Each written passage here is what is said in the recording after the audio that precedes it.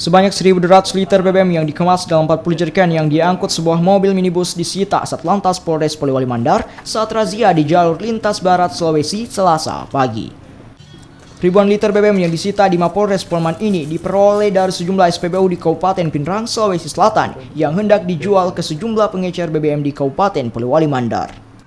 Untuk mengelabui petugas, pelaku menutup tumpukan jerigen berisi BBM dengan kain.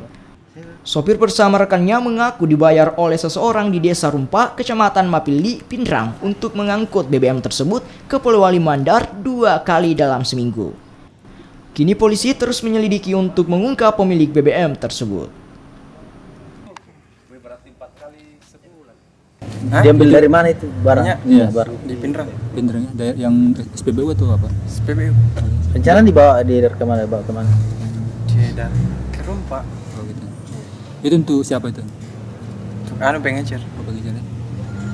Diamankan sekaitan muatan yang dimuat, dan setelah diperiksa ternyata muatannya berisi BBM jenis premium. Jadi kami amankan ke kantor untuk selanjutnya diteruskan kepada unit Tipiter tentang bagaimana dan apa tentang BBM tersebut. Ini ada berapa banyak, Pak? Menurut keterangan dari pemilik kendaraan, jumlahnya sekitar 40 jerigen diambil dari SPBU Pinrang. Itu untuk dibawa kemana? Untuk dibawa ke Parumpa di wilayah pemilik kendaraan tersebut untuk kemudian dijual kembali.